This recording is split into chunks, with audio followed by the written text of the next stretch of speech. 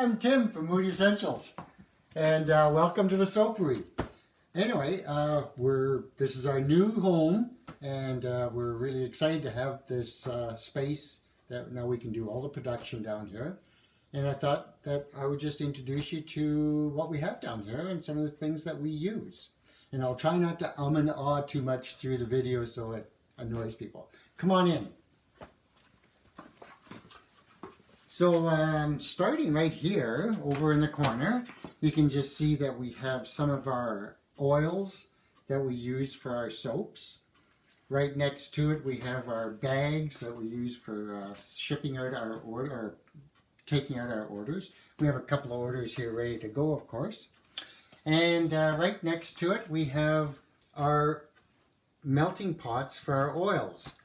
Really good stainless steel pots, very heavy stainless steel, really good. And you'll notice that I have all the weights on the pots. This is 2,200 grams, for example, for this pot. Because you know what, it always happens that you end up, you put some oils in, you've got them weighed up, and then, oh dang, did I get the right oil weight in? So then you can just subtract the weight of the pot and you know you're good to go. Here I have my lye pot, and again I put the weight on it. Of course, in the corner here we have an assortment of essential oils that we use, and I'll show you some of the other ones. Whole bunch of tapes that you're going to need all the time. A really good mask that you're going to need for when you mix your lye together, like Darth Vader, but very important to have this. And then of course we have some of our oils on the shelf here, like our castor oil, our rosehip oil, our calendula oil, apricot oil, almond oil, and a few of those other things like that. Just going down here a little bit, you can see over, you're going to need a ton of gloves. You know, and don't cheap out on the gloves because you're going to go through a lot of them, so get really good gloves when you do it.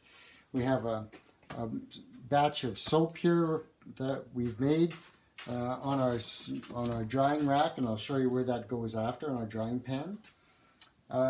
We have our soap mold. This is a 52 bar soap mold here with 4 loaves that go in here. We have our recipe books up top, of course. We have our all sorts of beakers that you're going to need when you're mixing your oils with your pipettes. So you really need a good set of beakers. They're not that expensive, and really they're invaluable when you're mixing your oils, especially your essential oils for your soaps and whatnot. And then down here I have my soap cutter. Haven't spent a lot of money on a soap cutter, haven't really needed to. I didn't go in to buy a big commercial one or anything like that.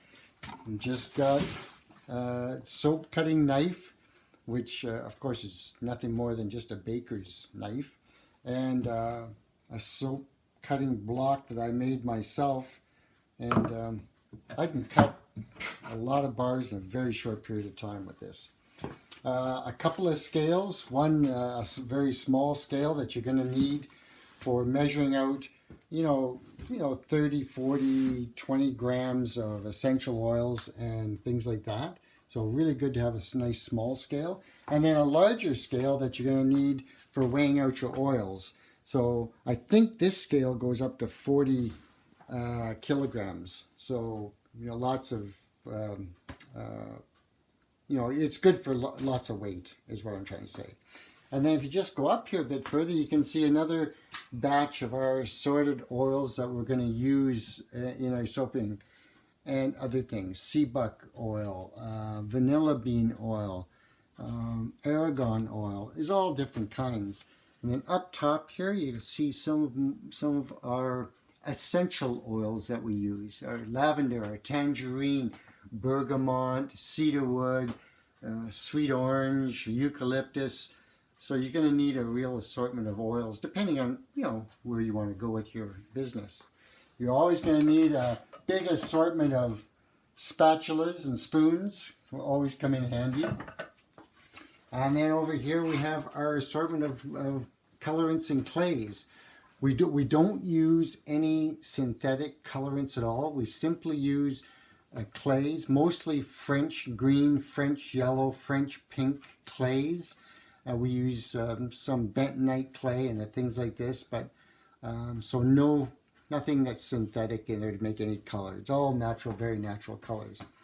Down here we have our freezer paper, and this freezer paper is really good for lining your molds. It's as you can see, it's dull on one side and it's got a plastic or a wax coating on the other side. The soap doesn't stick to this. It works really, really well, and it's hard to find in the grocery stores, to be quite honest with you, in small volumes, but if you find it, by all means. We tried parchment paper, we tried wax paper, we tried all different kinds of papers, but they just never worked. It never lasted. So this is like a butcher freezer paper, and you can buy it in brown or white, and it works fabulous.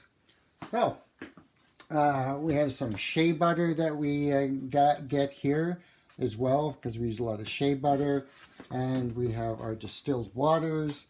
We have a whole lot of our extra virgin olive oils down here that we use, because we use a lot of that. And then of course you can see on the floor a whole bunch more different oils and things like that.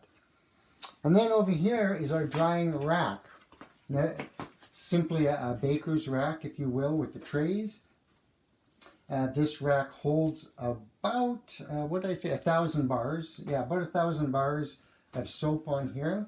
And it works really, really well. We've had great success with these. We have 2 of these, so a couple of thousand bars. Once we cut the soap, we put the soap onto the curing rack, and it stays on there for about 6 weeks minimum, sometimes 2 months, sometimes longer, depending on how much room I have. And then once it goes from there, then we box it into a box, and then we put it into the big brown boxes, as you can see down below here, with all the names of the different soaps. Each one of these boxes has about 100 bars of different soaps in it, from the Dutch licorice to the ageless dish soap, Pure and Simple, La Dolce Vita, lavender, patchouli.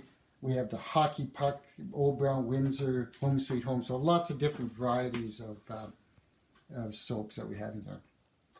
So that's about it.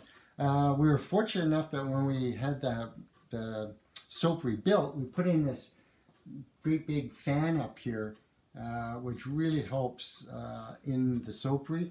And then at the end, we're going to put a big sink in. We haven't got it yet, but it's all plumbed. So there's going to be a really nice industrial sized sink that's going to go in here, and that'll be for all our wash-ups and everything like that. Anyway, that's about it. That's the size of it. You can do a tremendous amount in a very small space, and some of it's double purposed. We'll be putting some more shelving up and getting it even looking better in the future. That's it for now. I'm Tim from Moody Essentials, and we look forward to talking with you again. I'm going to show you some videos on soap cutting, preparing the molds, how to prepare your molds.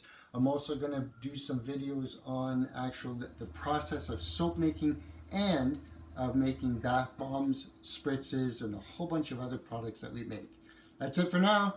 Thanks a lot. Take care.